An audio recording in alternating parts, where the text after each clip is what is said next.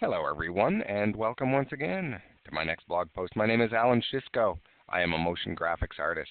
Today what we're going to do is we're going to take a little look at a little something called kerning.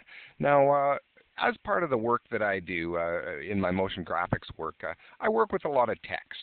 Okay, show titles, information on the screen, whatever the case may be. I use a lot of text in my work.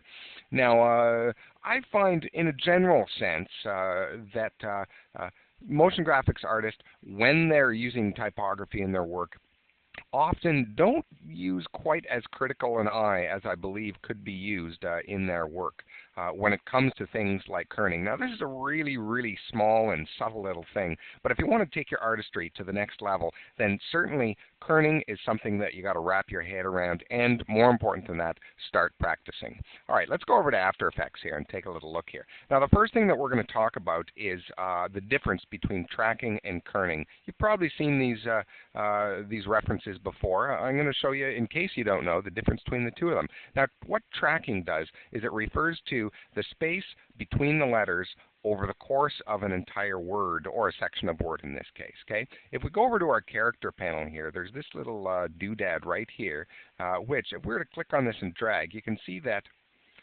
all of the letters get wider on that text as we drag the tracking amount back and forth. Okay, so that's tracking.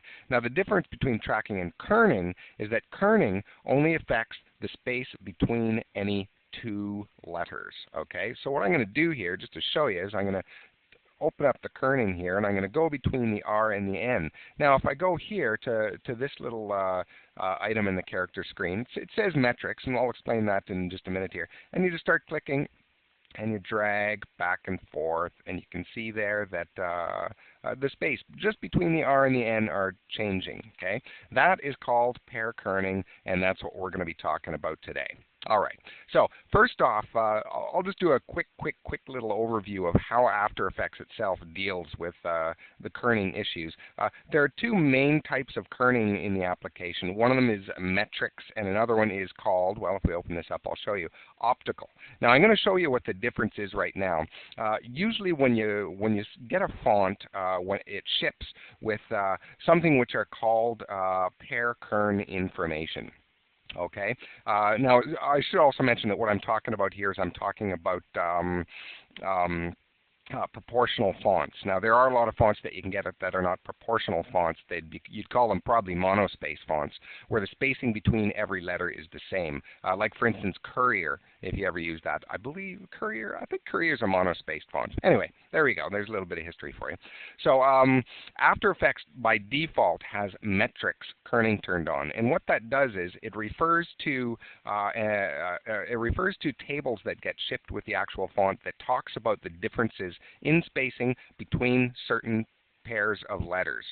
Like, for instance, when you're working with kerning, there are certain types of letters where kerning is very difficult. Like, for instance, if you have the letters L and the letter A beside one another, it's pretty hard to get it to visually line up and everything so that it looks like there's not a lot of space between them. L-A, T-O, T-R, T-A, W-A. There's a whole bunch of different pairs of letters where you can have a little bit of trouble with kerning. So let's just take a little look here. We've got this word tracking up here. I'm just going to select that, and as you can see, metrics is the highlight, is the default for the kerning that takes place here. I'm just using Times New Roman, which, by the way, don't ever use Times New Roman on your motion graphics stuff. Well, anyway, personal preference. I try to avoid using Times New Roman and Arial just because, I don't know, they're default fonts that ship with every computer in the entire world, and yeah, it just shows a little bit of a lack of originality, I suppose, in your design. Anyway, now I'm going on about my personal preferences. Let's talk about this. So I'm going to change the kerning type from metrics. Watch really closely what happens to the word tracking here. And actually, when I do this, just so we can see a little bit clearer, I'm going to do a little keyboard shortcut that some of you may not know about. On the PC, you hold down the Control key, the Shift key, and the H. Watch what happens. There we go. All these little information boxes and stuff will disappear, leaving you with an unimpeded view of your workspace here, your composition space. So now when I do that, watch closely what happens with tracking here. I'm going to change this from metrics to optical, now. You see that? There was a little bit of jump in all those things. And if you look at it critically now, you can see that the spacing between the letters has changed just a little bit. Let's go back to metrics. That's metrics. And that's optical. Okay, optical basically sort of works on, I don't know, I can't claim to know how it works. I'm not a coder or anything, but optical and metrics are the two built-in methods that After Effects uses to determine what sort of tracking or kerning it's going to be doing in any pair combinations. All right, so how does this apply to your everyday work? Let's go on to the first example that I've got here. Now what I did is I download a lot of fonts from a bunch of different places. One of my favorites is, where are we here? Not that one. Defont, which I mentioned in a couple of other spots. A lot of great fonts. A lot of them look really cool. The faces themselves are really interesting. And I just sort of pulled this screen up at random. Take a look at the S and the A right here just on this one. Let's just pretend this is a font that you want to use, and you'll see it doesn't look quite right. The spacing between the S and the A is not quite right. A lot of the fonts that you download from the internet, a lot of the freeware fonts, may look really great as far as their design is, but not a lot of attention has been paid to designing some really good pair kerning for it. Okay, so back to After Effects here. What I've got here is I've got this particular font here, which is called Sylphan. I think I actually downloaded this from DeFont. Now, this is a pretty obvious one, okay? You take a look at this, and there's the V, there's the A, S, T, and there's a huge space between the V and the A here, okay? Now, what I notice a lot of the times, not just in video, but in print and everything, is that those who are starting out are just going to choose a font they think's cool, they type it out, and they leave it. They don't critically look at the spacing between the letters, even though something might be telling them, yeah, there's something not quite right there. They may not identify with this little space right here. Okay. Now, there's a bunch of ways that you can deal with this. Okay. First off, I'm going to do the Control-Shift-H just to hide those little doodads around the edges here so that I can get an unimpeded view of what I'm looking at. The first thing I might try with this particular one is defaults to metric, as I was saying. I'm going to open that up and I'm going to click on optical. Watch what happens here. As soon as I do that, there's a big change between specifically the V and the A, but also a little bit on the S and T. And visually, to my eye anyway, it looks a lot better. Let's go back to optical, or to metrics. You can see there's a great big huge difference. Even with the period here, it's massive. Now, to my eye, it looks a lot better with optical. Okay, so let's just say we're agreed on that. I'm going to show you another way to do it as well. Usually, in the course of my work, I like to do all my pair kerning myself. It's just kind of a habit that I've got into, and I would recommend that you do the same yourself. A, because you get a lot more control over how it looks, and B, it just sort of exercises your brain a little more to look more critically at your typography that you're using. So here's what you do. There's a couple of different ways you can do it. You want to highlight your text, okay? You want to be in your text editing mode, and you want to start off wherever you want to start to do the kerning. Now, before I do this, actually, what I'm going to do is I'm going to hold down my Shift key and hit the F8. That's going to take a little snapshot, okay, because we're going to refer to the before and after as we go on, okay. So I'm going to double-click, and I'm going to click in the middle there, and I'm going to go over here, and I'm just going to drag that, okay. This is your kerning, and you can see back and forth, back and forth. Yeah, good. So you can just sort of visually move it to where you want and then let go. That's all fine and dandy, but I'll be honest with you, I never do the clicking and dragging here. I'm a keyboard shortcut guy, and I do a lot of keyboard shortcuts. Now, if you're aware of typography in Photoshop and Illustrator, you may already know the keyboard shortcuts that I'm going to use, okay? On a PC, you hold down the Alt key in your keyboard, and then your up, down, left, right arrows and all that. You want to be doing your left and your right arrows. Those are the keys. Now watch what happens if I do that, okay? There's your left arrow. There's your right arrow. It makes it closer and further away. Now, usually what I do is I just sit here and I just go, yeah, there. Then I let go of my Alt key, move to the next letter. Maybe the S looks pretty good. I'll leave that where it was. The T, I'm going to shimmy over one, and now over to the period. Hold down the Alt key, click, click, click, left, left, left, left, left, left, left. Yeah, that's not bad. But now when I sort of look at it, there's not little too much space between the V and the A there. There you go. It engenders more of a critical eye when you're looking at your font, I find, when you do it manually as opposed to just choosing optical from here. Okay, let's take a look at what it was before. Oh my goodness, look at that. Now you can see the difference between the two, right? Yeah, maybe that V is a little too far over to the right. I'd probably move that back a little bit, but you get the idea. All right. So let's take a look at another example, an opposite example. Here's another font called Poplar. Maybe I got this from DeFont as well.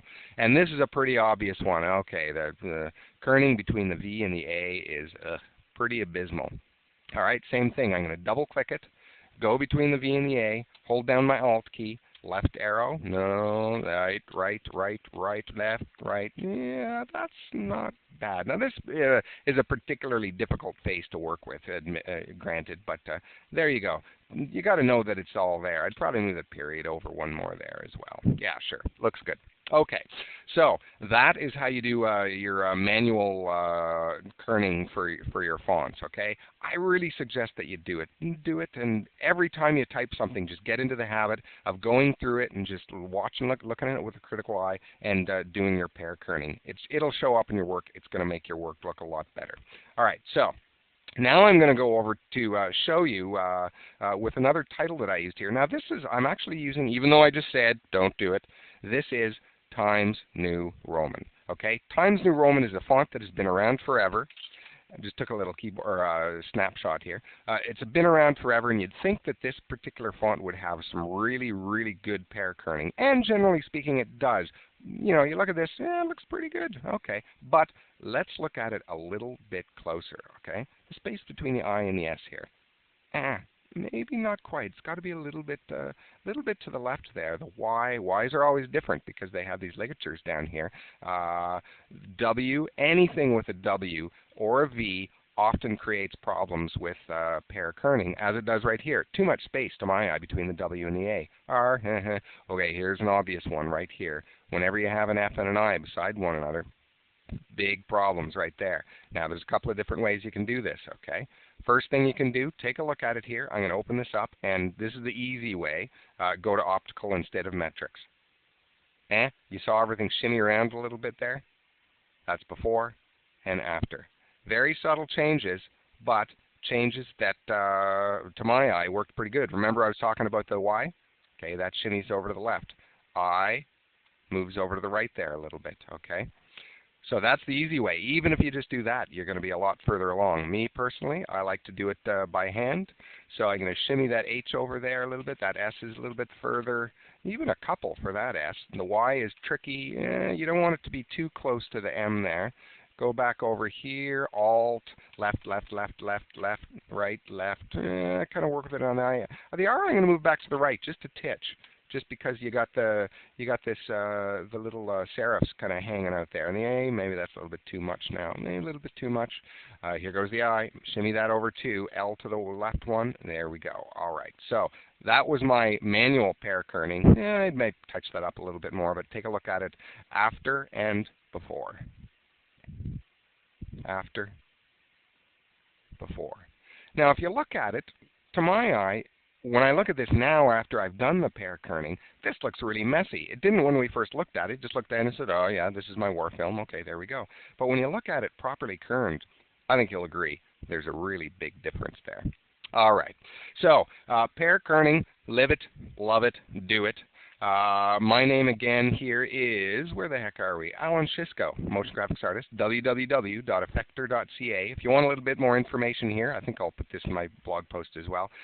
Check out kerning from Wikipedia. Just go to Wikipedia and type in kerning. It'll give you a little bit of info. And also, in After Effects, hit the F1 key. Here's a little bit of info on kerning as well. Talks a little bit about difference between kerning and tracking, etc., etc., etc. All right. Well, I hope that was all helpful and informative for everyone, and I'll talk to you in a little bit later. I've got some really exciting blog posts coming up about shadows. All right. Talk to you soon. Bye.